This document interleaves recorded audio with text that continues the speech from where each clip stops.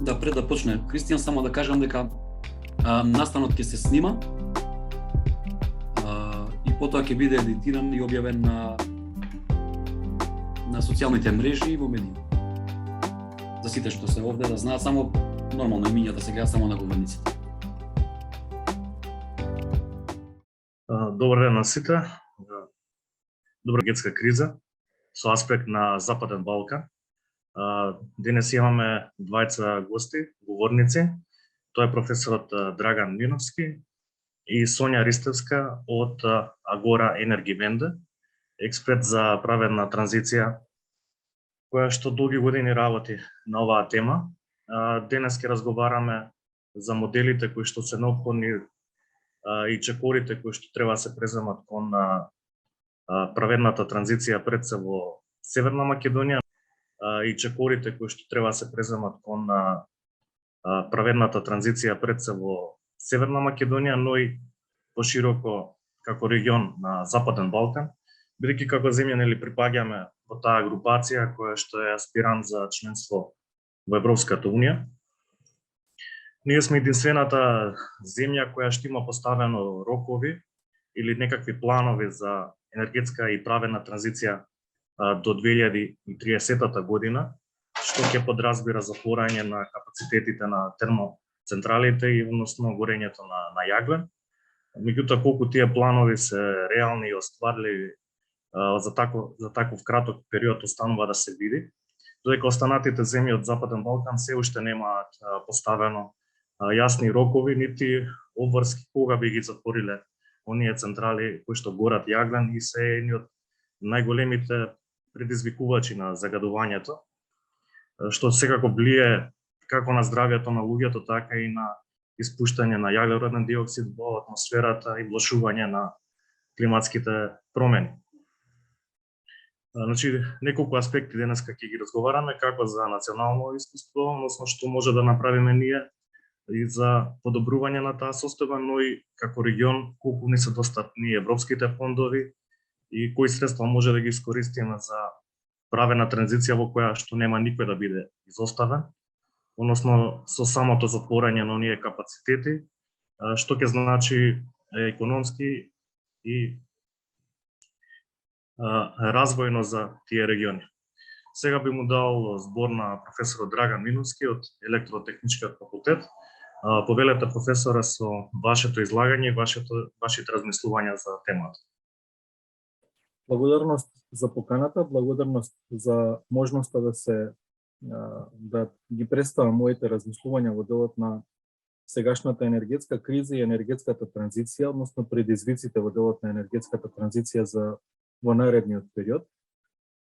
Се надевам дека денес ќе имаме интересни излагања и дека од овие излагања на крај ќе произлезат конкретни заклучоци кои ќе може да се искористат понатака за навистина праведна, да имаме навистина праведна енергетска транзиција, која нема да биде сватена како оние транзиција од минатото, кога беа болни, кога навистина граѓаните кај нас, па и во Европа и во светот, ги почувствува драстично многу.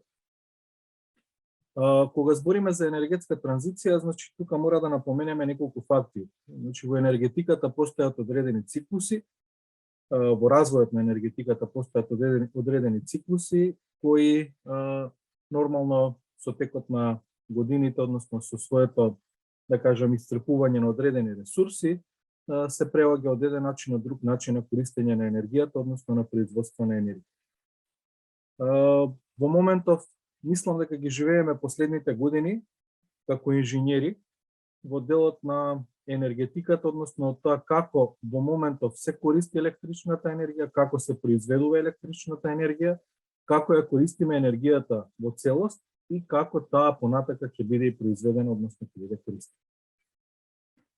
Во делот на енергетската криза и енергетската транзиција која ја имаме денеска, значи јас би кажал само нешто дека во делот на енергетската криза едноставно ги разголи, односно ги отвори реалните проблеми кои ги има нашиот електроенергетски систем и енергетски систем во целост, со тоа што ние во минатото немавме некоја брза енергетска транзиција, односно нашата енергетска транзиција почна многу бавно се одвива до моментов. Се надевам дека тоа нема да биде така во наредниот период и дека ќе имаме еден брзи промени, односно брза енергетска транзиција во наредниот период, се со цел да немаме вакви енергетски проблеми во иднина. Обновливите извори кај нас не беа толку многу застапени и не се толку многу застапени се до овој момент.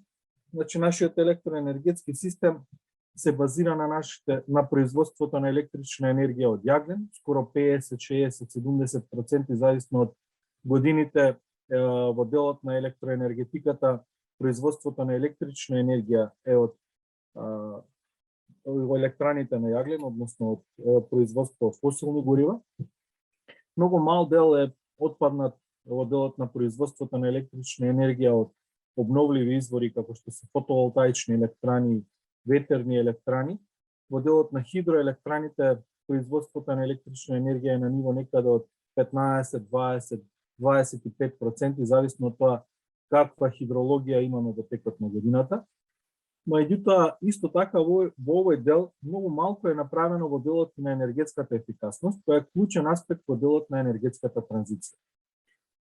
Во овој период енергетската криза што уствари ни отвори, односно што уствари какви проблеми, какви предизвици се во делот на оваа енергетска криза.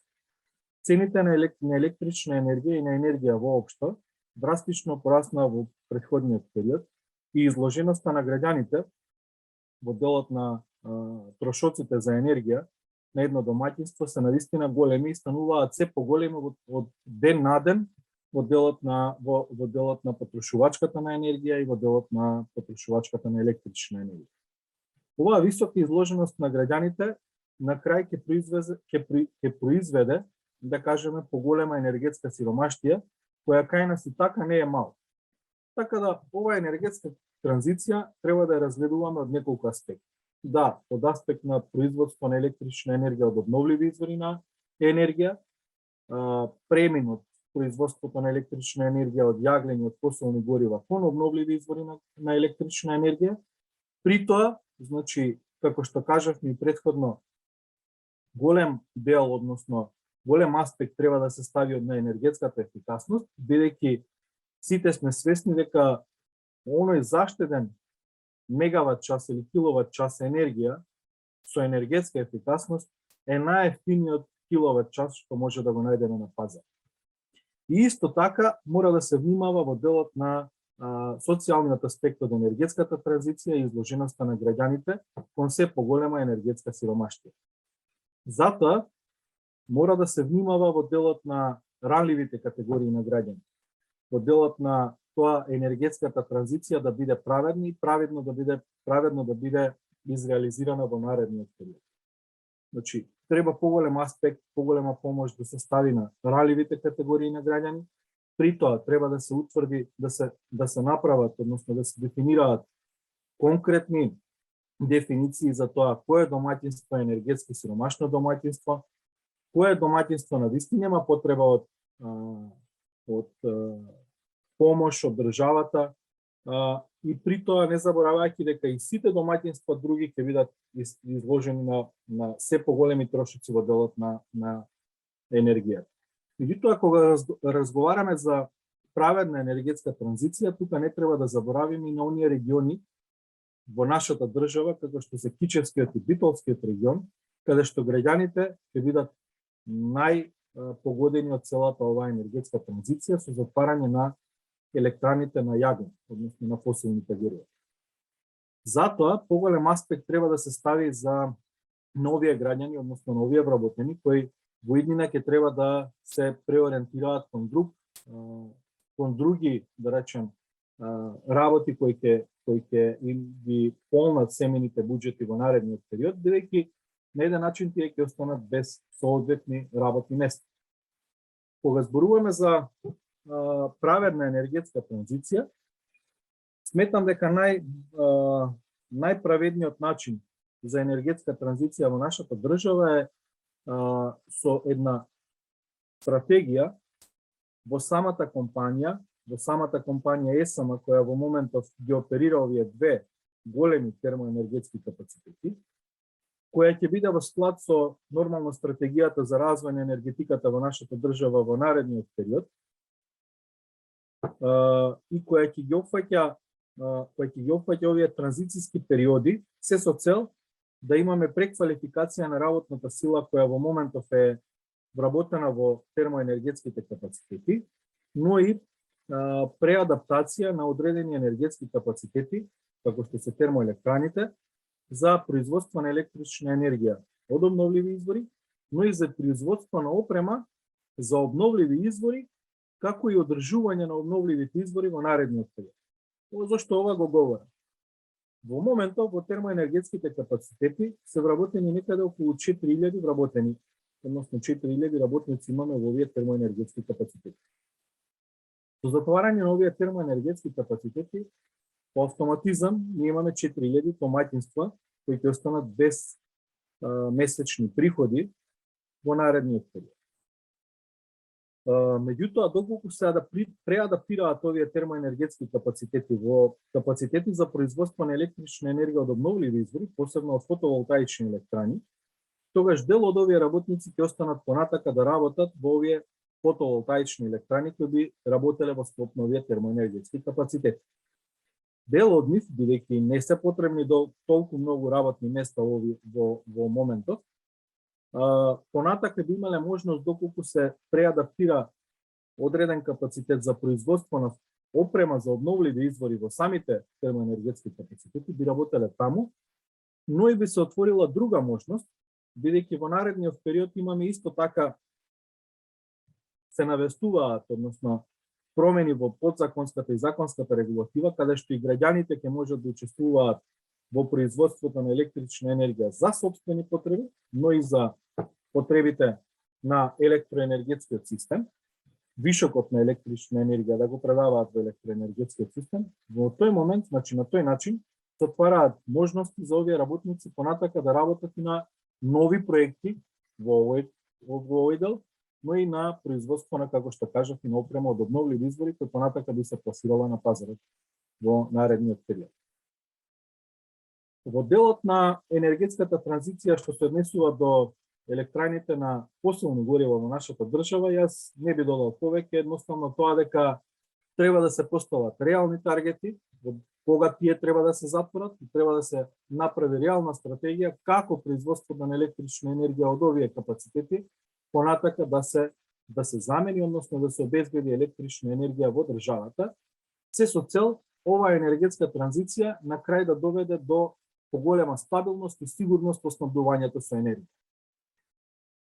Што се однесува до кризата во моментов и како таа во наредниот период може побрзо да се преброди, јас ги додал само неколку аспекти. Оваа криза не е наша криза, односно не е криза од домашното работење или неработење на енергетските компании. Точно и тоа има влијание во делот на енергетската криза, меѓутоа сето тоа е на некој начин предизвикано од нас. Ние сме многу мала држава која ниту можеме да влијаеме за подобрување на глобалната енергетска криза, ниту пак можеме да влијаеме кон некоја пак поголема, односно глобална енергетска криза или регионална енергетска криза. Меѓутоа, со зголемено домашно производство на електрична енергија може многу да се влијае на подобрување, односно намалување на влијанието од енергетската криза во нашата држава. Замислете во моментов да имавме домашно производство, сопствено производство на електрична енергија од домашни енергетски капацитети, во тој момент, значи, немаше да имаме никакво ценовно поголемо влијание врз цените на електрична енергија во нашата држава. Сепак, со либерализацијата на пазарот, значи се отвараат и многу можности за поголема регионална соработка. И таа регионална соработка во овој момент ќе може дополнително да влијае на подобрување на сигурноста и стабилноста во снабдувањето со електрична енергија во наредниот период, но исто така и во подобрување и забрзување на енергетската транзиција во нашата држава. Главен аспект во делот на енергетската транзиција е демократизација на енергетскиот систем, односно на енергетиката во целост. Исто така многу значајно, покрај овозможувањето на граѓаните да си произведуваат електрична енергија за сопствени потреби со можност дел вишок од таа енергија да ја продаваат на пазарот, се и енергетските задруги. Енергетските задруги се многу значаен аспект во делот на енергетската транзиција во Западна Европа и во развиените држави. Така да за другите во овој период треба да се дуе да влезат во еден аспект на промени во делот на законската и подзаконската регулатива, што ќе овозможат здружување на граѓаните, производство на здружување на граѓаните со цел производство на електрична енергија од обновливи извори и можност за учество на самите граѓани во делот на енергетската транзиција. Во овој дел, значи, јас би останал тука, понатака би останал слободен за прашање и дискусија во наредниот. Така, професора, благодарам за ова излагање. Може да продолжиме сега и со нашата втора говорничка, Сонја Ристовска, која што се вклучува од Берлин. Инаку долги години работеше и во Македонија, а сега и во Германија. Така да има големи познавања за темата правена енергетска транзиција, но и опат на теми како енергетска сиромаштија и енергетска ефикасност. Повели, Сонја, со твоето излагање, односно што мислиш ти за процесот на направена транзиција, колку оваа енергетска криза ќе влијае на тој момент и што може да очекуваме од тој процес на евроинтеграција во поглед на достапност на фондови. Океј, фала Христијан за воведот. Да, само да сум како што кажа, ти веќе 4 години работам на енергетската транзиција во Југоисточна Европа, како земјите од Западен Балкан, така и земјите кои што се веќе во ЕУ. Од страната на мојата организација, Истражувачкиот центар Гор Енергивенде со главно седиште во Берлин. Она што, мислам, фала на вашата покана, што можам да го споделам генерално од регионален аспект, бидејќи го покривам целокупниот регион и како мал регион идејата е дека тоа треба да се интегрира во еден единствен заеднички пазар, поготово затоа што транзицијата подразбира менување на целокупниот систем на како функционираше енергетскиот сектор до сега. И идење кон повеќе децентрализиран пристап со повеќе обновливи извори таму каде што условите се најдобри, поврзување на пазарот, делење на таа енергија и така натаму. Што само ќе се надорзам што го збореше професорот Миноцки, од Македонија идење кон регионално ниво. Ако збориме за Западен Балкан, бидејќи проектот на кој што вие работите токму за тоа, значи тој концепт тек допрва се развива, односно правената транзиција како таква е во незините зачетоци.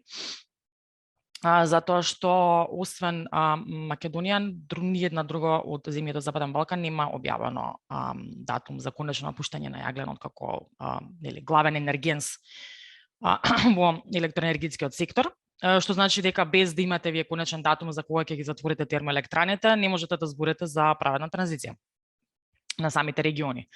И пошироко на сите сектори кои што би биле засегнати од затворањето на користењето и потребата на лигнетот, бидејќи најмногу има лигнет во Западен Балкан. Така да тие процеси се доста се уште на почеток. Постои една регионална мрежа за региони, call regions, на македонски за жал нема многу добар превод. Каде што во моментов постојат само одредени тренинг програми, искрено не сум запознаена дали воопшто или Битолскиот или Кичевскиот регион се дел од оваа програма за размена на искуство со региони каде што се произведува енергија од термоелектрани во ЕУ. Она што е главниот проблем и во транзицијата и во Македонија, базирано на ова е дека освен што е на самиот почеток и сега треба да се направат и акциски планови, значи како би дела таа праведна транзиција, кои региони мислам, колку треба да се вложи во самите региони, што тоа подразбира не само во обновливи извори зборам, нели, не само замената на термоелектраните, туку и отворање нови работни места, поддршка на сектори кои што нели ги нема во тие региони, меѓутоа нели со затворањето на термоелектраните би можеле да се развијат. Значи целокупниот социоекономски развој на самите региони е тек во зачаток. Она што е моја некаква, нели, вака гледајќи од страна, заклучок е дека регионите во Западен Балкан кои што зависат од јаглен и самите држави доста малку соработуваат на оваа тема за праведна транзиција. Граѓанскиот сектор, да, има, би рекла, солидна нели соработка, развојна на искуство, што каде да се случува, како може да се помогне, меѓутоа зборам на државно ниво, значи зборам на ниво на носители на одлуки, на политички елити, доста малку се разговара и се збори на оваа тема. Поготово гледаме во услови на криза, главниот приоритет е нели безбедност на снабдувањето, затоа што сите земји доста зависат од фосилни горива, поготово од Русија. Тука секако ги ставам и нафтата и гасот. Што значи дека фокусот е секогаш преориентиран на некаква си национална енергетска безбедност, а не толку на како некои bottom-up процеси, значи тоа од долу нагоре процеси би можеле да помогнат во обезбедување на таа енергетска безбедност. Така да овие процеси се уште би рекла за жал на самите почетоци. Она што исто така доста фали би рекла во регионот и повторно, значи би рекла и дел е тоа така поради тоа што земјите се доста неактивни, државите или владите се доста неактивни во тој процес е обезбедувањето на фондови за таа праведна транзиција, бидејќи тие процеси се доста скапи. Значи таа целосна трансформација, значи повторно не зборам за инвестиции во обновливи извори, значи тука имате и приватни, има развојни банки кои што учествуваат со помош со кредити, поволни заеми така натаму, зборам значи за целокупниот социоекономски развој кој што следи со затворањето на термоелектраните. Тие процеси секако исто така чинат средства. Колку што знам, исто така и во Македонија се нема некаква нели цена колку тоа би чинало и колку фондови се потребни. И тоа е нешто што би требало да нели со текот на времето, иако нема многу време преостанато да се исправи. На ниво на ЕУ, еве да објаснам само накратко, на ниво на ЕУ постои така наречен Just Transition механизам или механизам за праведна транзиција, кој што е еден огромен како чадор платформа или чадор фонд, каде што има неколку различни столбови. Тоа е еден огромен фонд преку кој што се финансира праведната транзиција во земјите членки на ЕУ. И на главниот фонд под овој Just Transition механизам е Just Transition Fund, значи фонд за енергетска транзиција, каде што секоја земја од ЕУ што има термоелектрани и има објавено, мислам, секако сите мора да објават датум за напуштање на јагленот, има одредени фондови за секоја година, кои што може да ги користат за тоа социоекономско обновување на самите региони за јаглен. Самите региони кои што го користат јагленот, така да кажам. Тоа во аспект на Западен Балкан се уште не постои како такво на ниво на регион. И е тоа нешто што нели заклучувате се дека ако сакаме земјите и побрзо да објават датум кога го напуштаат јагленот, нели која година, тоа што го кажуваше професорот Миновски, нели да се постават таргети, па да се оди кон тоа да се исполнат тие таргети така натаму. Иако би морала тука да додадам дека за жал државата нема многу маневар околу таргетите, затоа што ние мислам, ние зборам целокупниот регион, не само Македонија, не е ова само нешто, нели, Македонија што мора да го прави како членка на енергетската заедница, мораме да ги следиме таргетите на ЕУ. Кои се таргетите на ЕУ? Минус 55 помалку емисии во 2030 година во споредба со нивото во 1990 година. И нели главниот таргет е целосна декарбонизација во 2050 година и сите земји се потписнички на така наречената патока за декарбонизација или Decarbonization Roadmap, кој што е потпишан лани, инаку.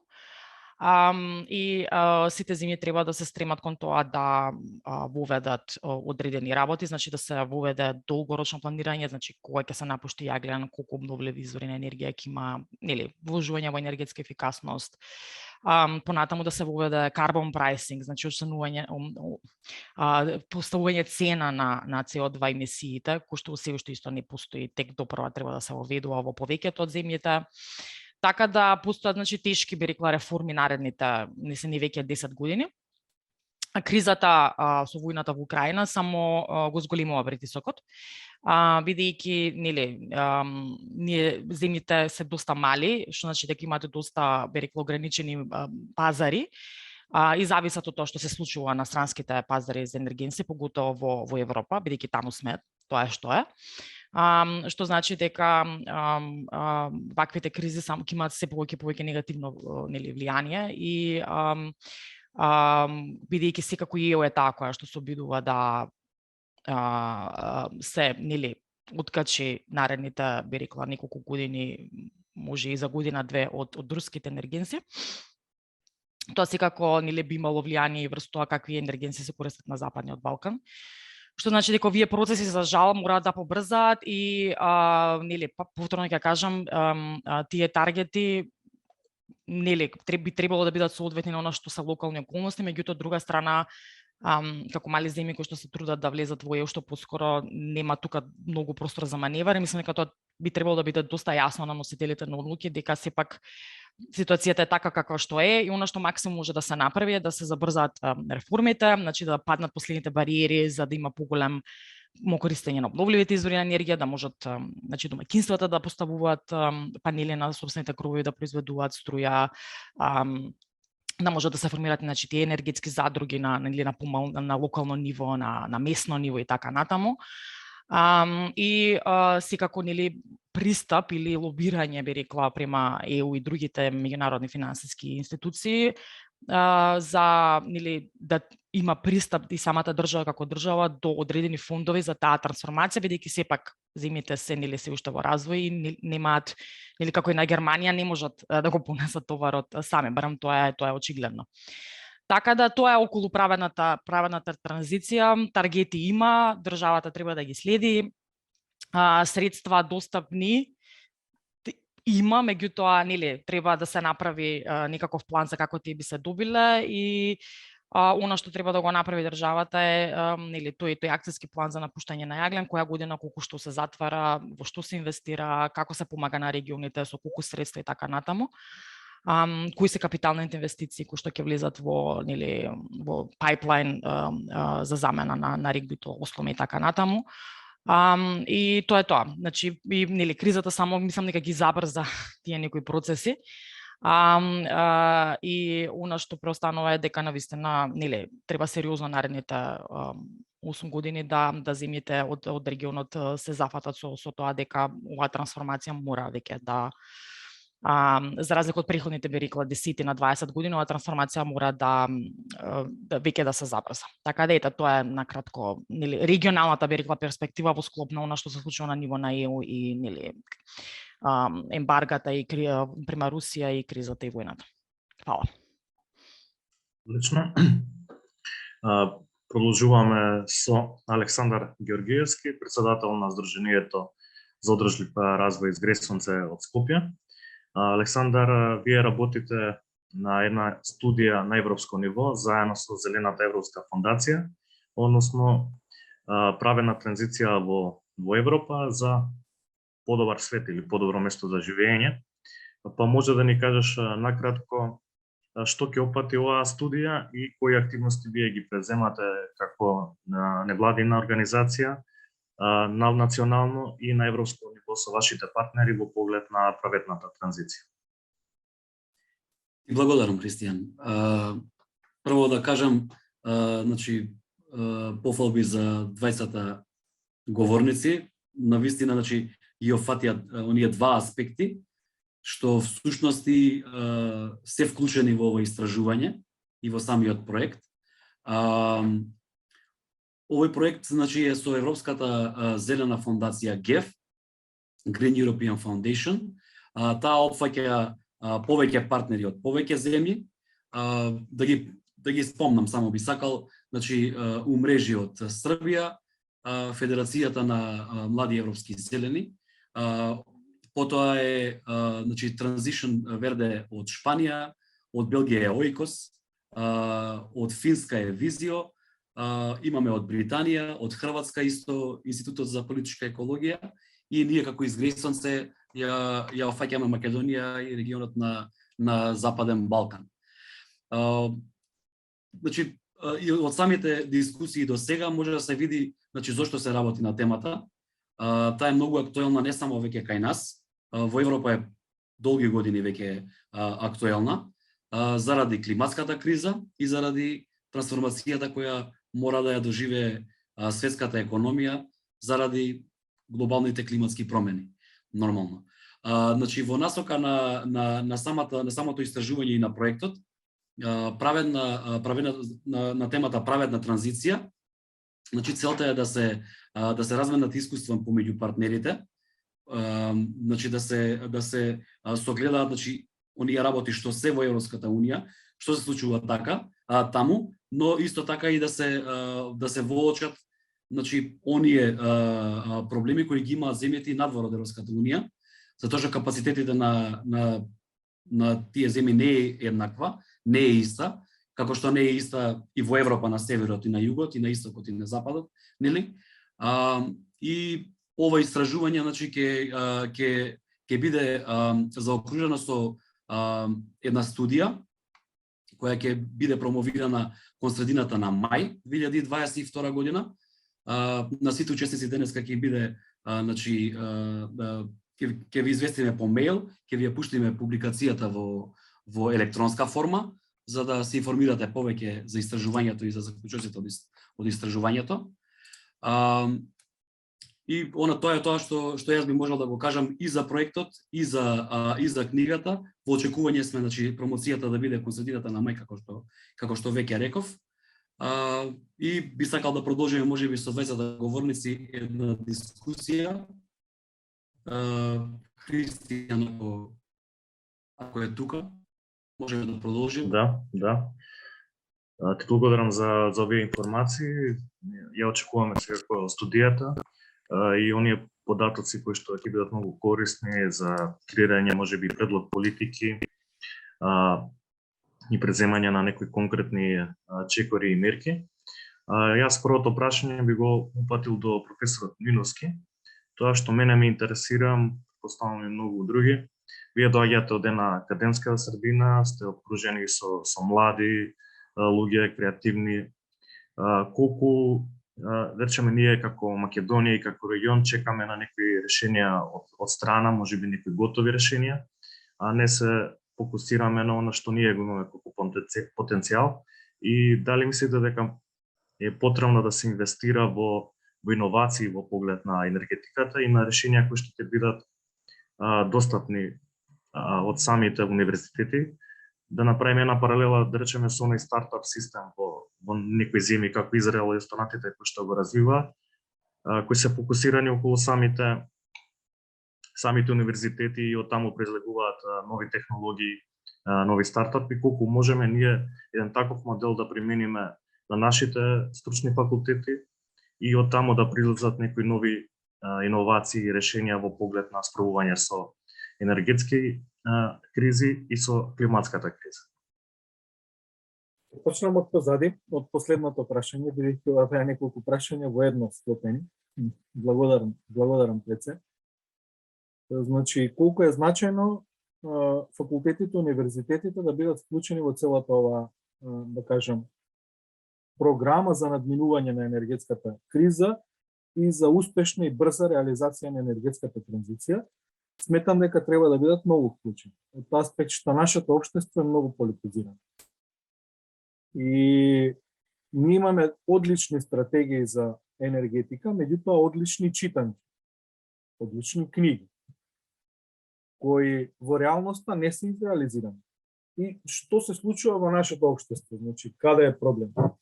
Доаѓа една политичка гарнитура и таа си има своја стратегија за развој на енергетиката, односно своја програма за развој на енергетиката, која сака да изреализира во период од 4 години.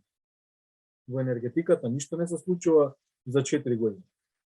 Значи, во енергетиката еден проект за една прилично мала фотоволтаична електрана поголема од 1 мегават, да речеме до 10 мегавати, може да се реализира најбрзо, почитувајќи ги административните процедури, законски, подзаконски акти, најбрзо во период од 3 години. Само една студија за влијанието врз животната средина на енергетскиот објект треба да се чека минимум година до година и пол. Реализацијата е исто така во период од 1 до 1,5 година. Тоа се 3 години. Значи немаме проект во енергетиката кој се реализира многу брзо. А политичките партии, согледувајќи дека својот мандат го имаат за 4 години, сакаат брзо да изреализираат одредени проекти во енергетиката. Брзо во енергетиката не се реализираат проекти. Што се случува исто така? Значи, во период од 4 години политичката структура, односно владата како политичка структура, некоја од повеќе политички партии составена, има одредена своја владина програма, која на некој начин е преточена од политичките програми на партиите кои се учесници во власт. И таа владина програма е владина програма на една политичка структура. Меѓутоа, кога се менуваат владите, се менуваат и политичките структури. И тогаш по автоматизам се менува и владината програма во делот на енергетиката. А ниту една владина програма па не ги следи стратегиите во делот на енергетиката, економијата, животната средина и така натаму. И ние во последните 30 години имаме една стагнација во делот на развојот на енергетиката. И ова се главните аспекти, главните причини. Како тоа може да се реши? Може да се реши на некој начин што сите политички чинители, сите чинители во општеството ќе седнат и ќе се договорат за една стратегија за развој на енергетиката. Јас сум сигурен дека едната политичка структура и другата политичка структура и сака добро на државата во делот на енергетиката, а и невладиниот сектор, значи главната задача на невладиниот сектор е за да ги коригира овие политички структури, односно влади и власт во државата во делот на тоа правилно да ги изреализираат проектите како во енергетиката, економијата, животната средина и така натаму и така натаму. Секоја невладина организација посебен аспект на поле на делување има во својот посебен. Кога ќе ги седнете сите тие, да кажам, чинители во општеството, да направат една стратегија, односно еден план за развој на енергетиката во делот на државата, односно план за развој на енергетската транзиција и да се потпишат на некој документ, било каков, некоја декларација, меморандум, не знам, било каков документ, кој на еден начин ќе ги принуди да се придржуваат кон тој документ и кон тие договорени аспекти. Тоа како се постигнува? Се постигнува со деполитизација на делот на енергетиката, со формирање на посебно министерство или посебна институција која ќе биде задолжена во делот на енергетската транзиција и која на некој начин ќе биде во корелација со одредени институти на универзитетите во државата во делот на енергетиката, животната средина и економијата. Енергетската транзиција не треба да ја гледаме само од енергетски аспект. Да, таа навистина е наречена енергетска транзиција затоа што најмногу ја засега енергетиката. Меѓутоа тука имаме и животна средина, тука имаме и економија, тука имаме и труд и социјала, тука имаме повеќе аспекти. Така да еден институт, односно еден збир од повеќе институти кои ќе имаат заедничка цел праведна и брза енергетска транзиција во државата. И потребни се конкретни чекори. Не ни се потребни веќе документи. Во државата имаме еден куп документи, еден куп студии, куп закони, куп подзаконски акти, така натаму, куп документи, кои на крај ретко кој ги погледнува, ретко кој до крај ги прочитал и ретко кој реализирал нешто од тие документи. Затоа велам дека формирање на институт, формирање на посебно министерство за енергетска транзиција, може да биде тоа министерство за енергетска транзиција и животна средина или на некој начин. Меѓутоа, формирање на посебно министерство за енергетска транзиција е клучно за брзо и успешна реализација на овие документи. Што се однесува на вториот дел од прашањето. Јас ќе одговорам само ова. Ако одиме ние едноставно ние што правиме како држава? Го следиме патот на развиените држави од Западна Европа и од светот, како тие го поминале во делот на енергетската транзиција. Значи, јас сега ќе кажам, јас бев сведок пред 3 години како во Германија се затвори последниот рудник за јагне. И како во тој момент свечено рударот кој работеше во тој рудник, последната грудка од јаглен му е предадена претседателот на Германија и на тој начин се затвори последниот рудник за јаглен во таа држава. Кога тие ги затворија, кај нас почна процесот на да се размислува како да ги затвориме рудниците за јаглен. И сега ние ги одиме тие 15 до 20 години што Германија веќе ги помина пред нас во претходниот период. Меѓутоа, во моментов во Германија се развиваат проекти за складирање на енергија како вишок од обновливите извори во периодот кога тие нема да можат да произведуваат. Знаете, обновливите извори, фотоволтаичните електрани, произведуваат електрична енергија во текот на денот кога имаме сончево зрачење. Ветерните електрани во периодите кога има ветер. Меѓутоа, немаме постојано ветер, немаме постојано сонце, мора одредени вишоци од таа енергија да складираме и да направиме такви системи за складирање на енергија, за да во периодите кога немаме производство од обновливите извори, таа енергија складирана да ја користиме во електроенергетски систем. И во моментов се реализираат неколку пилот проекти во делот на термални капацитети за складирање на енергија, со растопена сол, со компресиран воздух, со втечнет воздух и така натаму, во Германија и во светот. Во Чиле веќе се реализираат одредени големи крупни проекти во таа. Сега на нас како држава не треба многу да чекаме, него треба ние да повлечеме крупни чекори напред, да скокнеме одредени периоди кои ги поминале тие развиени држави и да стигнеме до тоа ниво, да кажеме, на развој во кој што се во моментов тие и да почнеме со реализација на такви проекти. Во моментов, што исто така сакам да потенцирам еден друг аспект. Во моментов во државата се размислува да се реализира проектот за реализација на дистрибутивна гасоводна мрежа. Проект кој ќе чини некаде околу пола милиарда евра. Јавно-приватно партнерство или приватна инвестиција без разлика, на крај таа инвестиција преку одредени такси, даноци, дистрибутивни или преносни такси ги плаќаат граѓани. Во Холандија, во Англија, таквите проекти, односно таа дистрибутивна гасоводна мрежа, во моментов се откопува.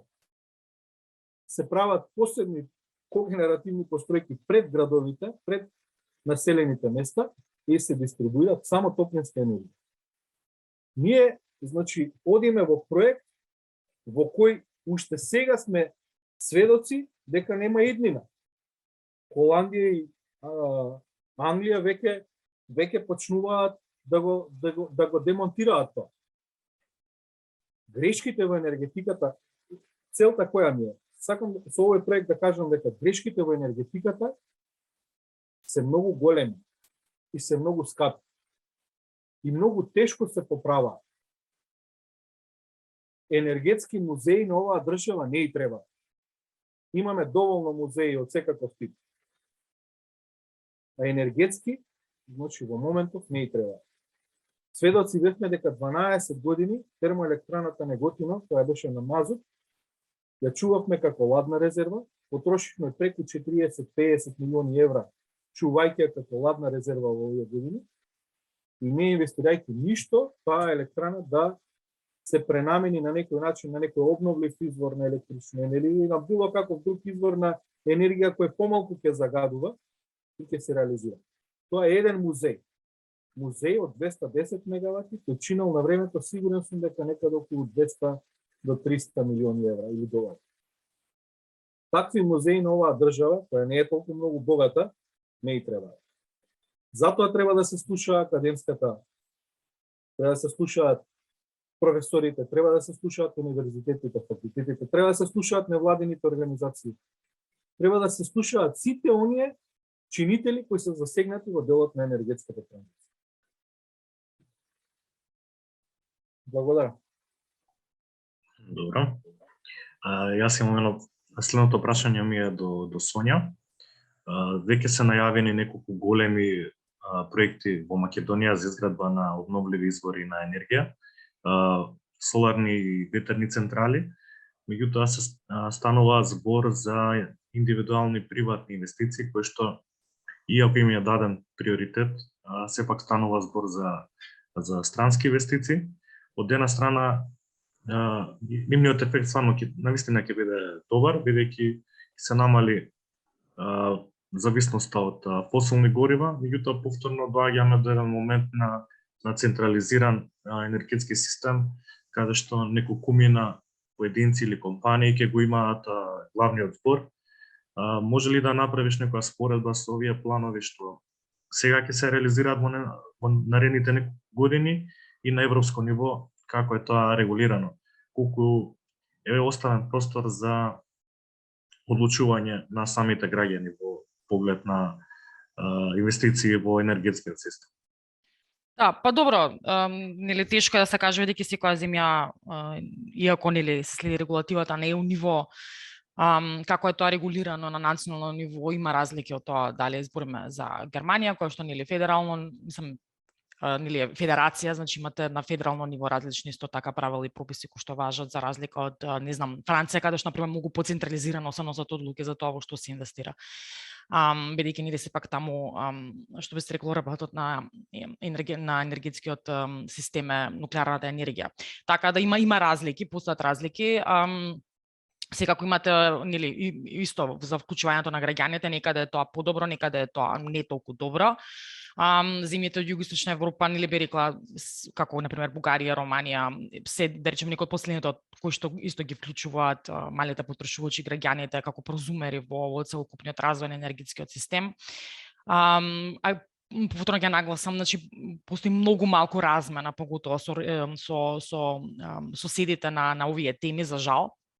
Така да и она што би можело да се научи како добра и како лоша лекција некако изоставува целата приказна.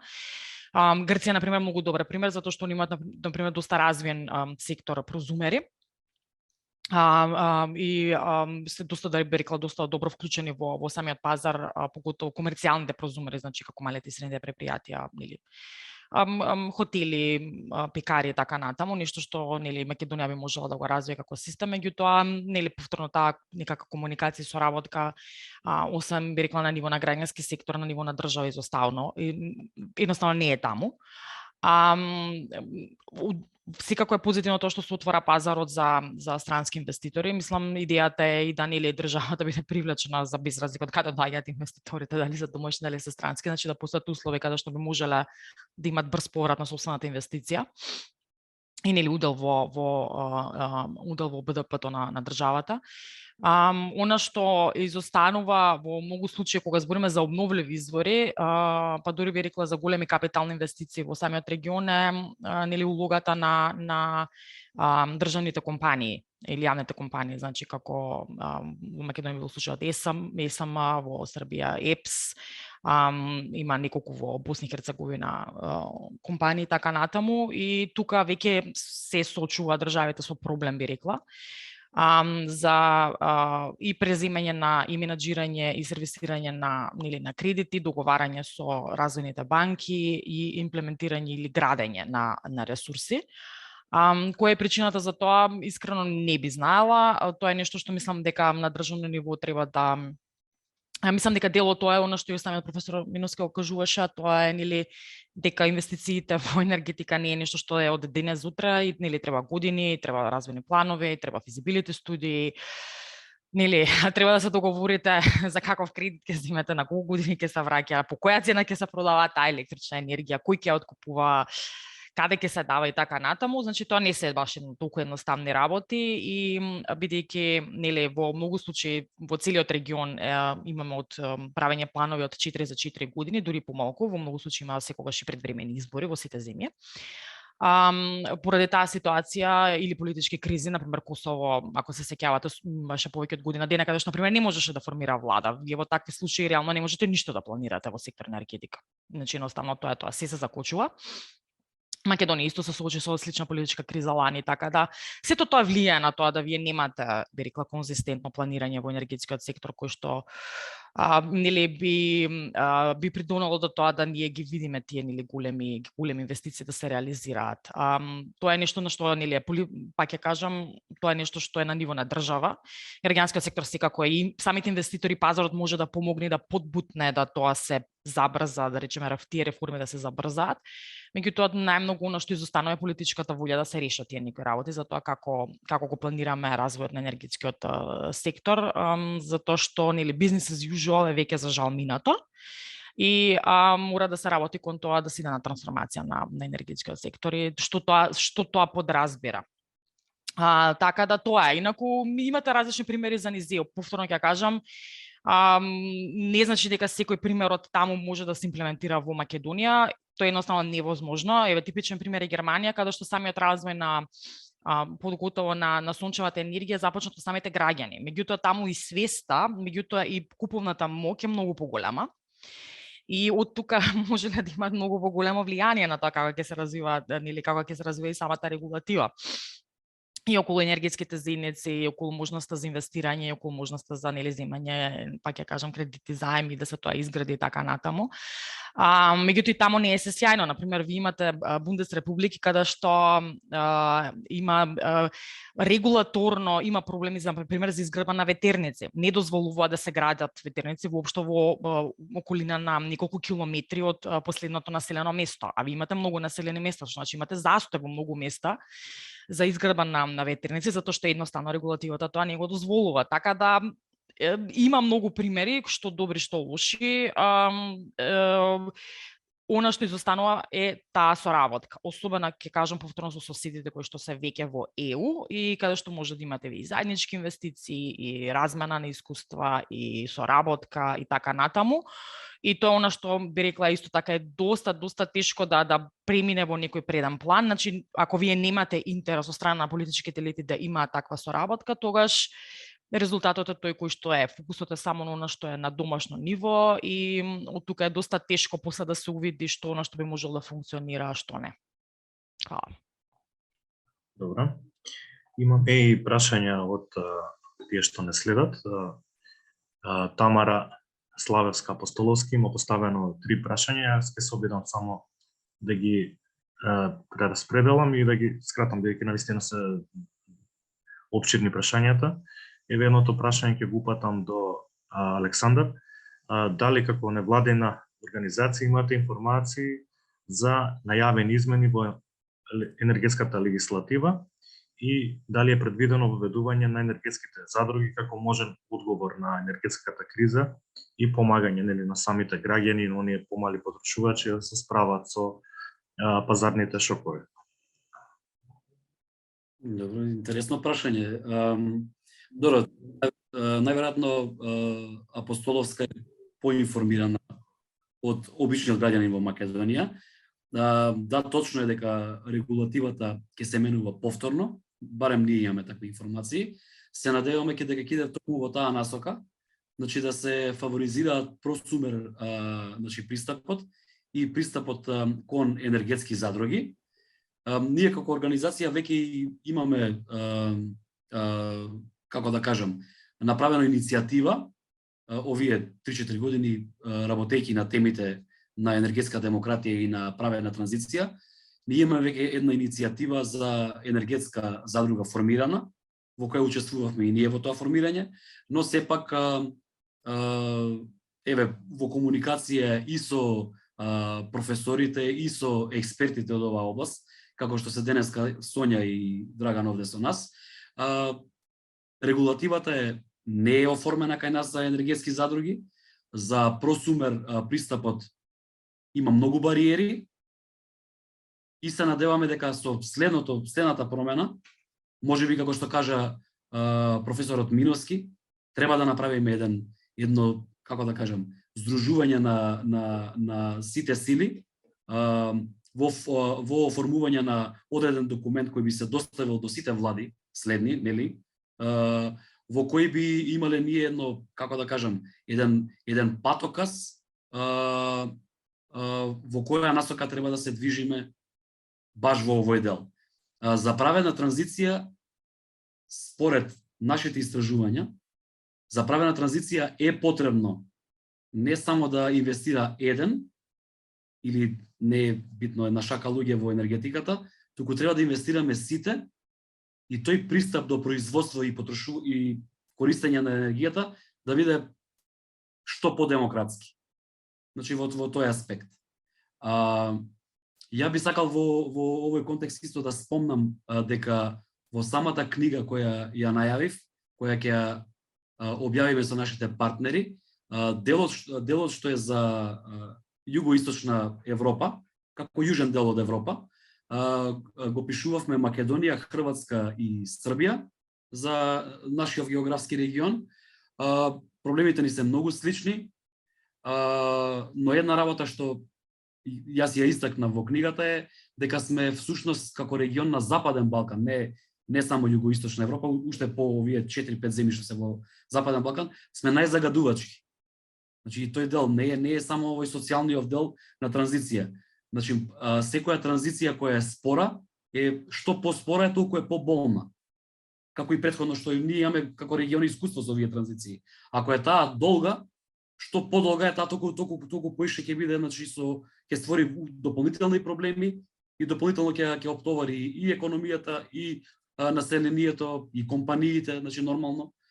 Најзагадувачки регион сме бидејќи тие 16 термоелектрани кои произведуваат енергија од јаглен, всушност загадуваат повеќе отколку цела Европа, цел континент заедно. Значи толку големи загадувачи се како Западен Балкан.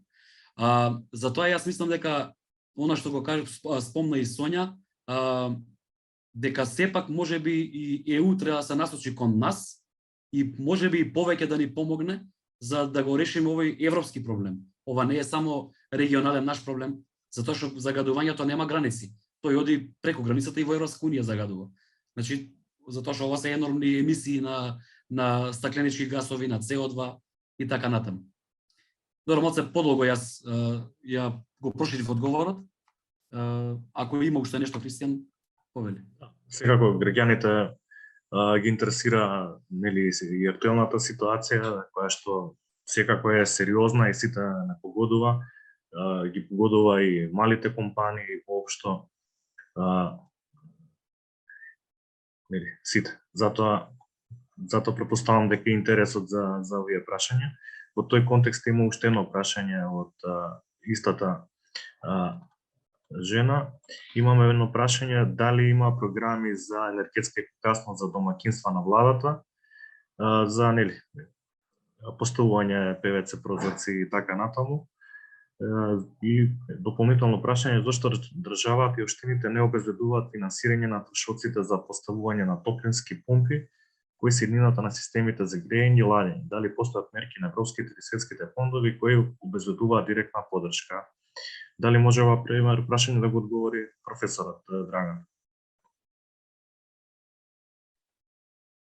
Ќе се потрудиме, мада не мислам дека владата има своја програма во делот на мерки за енергетска ефикасност за домаќинството, предвидени се за 2022 година. Исто така, како што сум информиран, мислам дека има и програма посебна за просумерис, односно за поставување на фотоволтаични системи на домаќинствата, со помош до 1000 евра, односно по домаќинство по инсталиран фотоволтаичен систем. Што се однесува до ПВЦ прозорци, исто така мислам дека има програма за поддршка на мерки за енергетска ефикасност во делот на ПВЦ прозорци и на други аспекти во делот на енергетската ефикасност. Зошто општините не помагаат? Мислам дека беше преку ЕСМ како државна компанија пред 3 години одредена помош од максимум 1000 евра по домаќинство за замена на начинот на загревање на домот од фосилни горива на топлински пумпи или клима уреди. Таа програма веројатно е продолжена кај некои општини, кај некои не. Со енергетската криза можно е овие средства да бидат пренасочени, да не одат во оваа насока. Меѓутоа сметам дека енергетската криза треба дополнително да стимулира мерки за енергетска ефикасност и мерки за поддршка на ранливи категории на граѓани. Така да може ова е едно прашање кое невладините организации треба да го покренат на едно повисоко ниво и да побараат такви средства баш во овој момент кога имаме енергетска криза, државата да стимулира енергетски ефикасни уреди за промена на начинот на грејење од фосилни кон обновливи извори, значи или да кажам поприфатливи за животната средина извори за грејење и за загревање. Така да ова е еден момент и едно прашање кое можеби невладините организации треба да го покренат на едно повисоко ниво. Имаме уште едно прашање. Ова е прашање наменато за Сонја, можеби едно мало поголемо објаснување во поглед на европските фондови. Прашањето е дали постои фонд за правена транзиција кој што е на ниво на Европска унија, односно е од Европска унија, а ги опфаќа државите кои што не се членки, односно која е достапноста до тие фондови. Не. Краток одговор, не постои. Тоа е, не постои, не постои таков фонд. Мислам, во програмирањето на сегашнава администрација во ЕУ, нели, буџетот е од 2021 до 2027 година и JTM, значи Just Transition Mechanism, Just Transition Fund се програмирани во склопот на овој ЕУ буџет. И вие што еднаш кога ги испрограмирате тие фондови, тоа е тоа, значи нема тука простор за да се вклучи некој дополнително во текот на исполнувањето на буџетот, значи тоа едноставно нема начин како да се направи. Постојат тие некои твининг програми така натаму, значи да вие можете да се вклучите во може и заеднички проекти, не знам, со региони од нели, не знам, Бугарија, Грција, еве нели, кај што на пример грчкиот регион што е најаглен на лигните, одма до битолскиот, така да не дека нема простор да нели заеднички се аплицира за фондови така натаму за одредени проекти, меѓутоа како фонд наменет за самите држави, тоа не постои. Постои така наречен, нели, постои ИПА финансирање, кој што финансира се, постои тој новиот Economic and Investment Plan, значи економски инвестициски план за Западен Балкан, кој што е негде дека таргетира на 9 милиарди евра и плюс дополнителни 20 милиарди евра од јавно-приватни инвестиции што може да ги собере, меѓутоа тие вклучуваат инвестиции во многу работи, значи и транспорт, и животна средина, и институции, така натаму. Значи не е само наменет, би рекла, за овој процес на декарбонизација. И тоа е она што станува, повторно ќе кажам, на самите држави, дека нели со ваквите кризи кои што влијат нели негативно не само секако на Украина, која што е најмногу погодена со војната, туку нели имаат и влијание на другите земји, поготоа тие што се по-слаби, по-зависни со енергенси. Е она што останува на самите држави, значи да се договорат и да нели побараат некаков солидарити фанд можда во периодот додека се нели среди кризата и војната на некој начин. Или она што би можеле веќе од сега да почнат да нели би рекла да лобираат на некој начин, да во наредниот ЕУ буџет, значи од 2027 година, веќе има посебен фонд наменет за Западен Балкан кој што би служил само за таа трансформација. Тоа не би го, нели би рекла, нели на критика до институциите не само во Македонија, меѓутоа во регионот, дека многу често се остава до последен момент. Во 2027 е прекасно да вие барате пари. Треба да се нели отпорано да се види што може да се направи, колку е потребно, нели колку треба да се испрограмираат средства, дали ви имате капацитет да ги преземете тие средства и така натаму. Тоа е нешто што сега треба да почне да се работи реално, за да веќе кога би бил наредниот ЕУ буџет, навистина постои таков фонд кој што би помогнал во овие процеси. Да, со ова ги исцрпевме сите оние прашања и интересот на тие што не следат за темата правена транзиција. Јас би ви се заблагодарил што одвоивте време и присуствувавте на овој вебинар во ова саботно сончево претпладне, да бидете тука пред вашите компјутери. Александар, еве би ти дал тебе збор да го завршиш настанот како домаќин и организатор на вебинарот. Кои се едни наравни чекори што може да ги очекуваме од Изгресонце и од ГЕФ и тоа што го зборевме со останатите говорници, може би една заедничка акција или иницијатива за некои конкретни мерки во делот на правената транзиција. Повеле. Ти благодарам, Христијан. Прво би се заблагодарил на професорот и на Ристеска, значи навистина оваа поддршка што ја добиваме од вакви експерти постојано. Би го споменал повторно овде и Стефан Бужаровски, кој исто така ни е на нашите настани постојано. Слушајќи ги нив, мислам дека ќе добиеме вистинска насока. Дефинитивно мислам дека треба да почнеме со оваа иницијатива што ја спомена професорот Миновски. Јас ги повикувам, значи, сите експерти, невладиниот сектор, научната фела, во следниот краток период, значи брзо треба да се делува, затоа што измените доаѓаат во нашата регулатива, верувам, летово. Ги повикувам сите, значи, да застанеме заеднички за оваа транзиција, да земеме заедничка насока и мислам дека така ќе вроди со плод и мислам дека промените во позитивна смисла ќе ги видиме многу брзо на тој начин. Толку би кажал јас, би сакал да ги повикам сите да ни ги следат активностите. Ни следат два настани на енергетска демократија во април и во мај. Се надевам сите ќе бидат таму. Се надевам и сите оние што ги повикавме на овој настан ќе се појават заеднички да делуваме. И исто така во средината на мај ќе ја имаме и книгата истражувањето на Заединената Европска фондација со партнерите и со Изгресонце, нормално од Македонија. Кон средината на мај се надевам дека и тогаш, значи, ќе имаме некои настани веќе се најавени, така да ќе бидеме активни во следниот период, многу активни. Може сите да не следат и што повеќе, значи, да се соединиме во иста насока. Ти благодарам, Христијан. Ти благодарам, Александар, и на Сонја и на Драган, както и на сите кои што не следеа преку Zoom. Со ова го затвараме денешниот настан. Ве поканувам на веб страната и на мрежите на Изгресонце, на Facebook, на Instagram, да ги следите сите информации кои што ќе бидат поврзани со објавите, кои што ќе произлезат од говорите на нашите соговорници и се гледаме на следниот настан. Благодарам. Благодарам. Пријатен ден. Пријатно. Пријатно. Пријатно.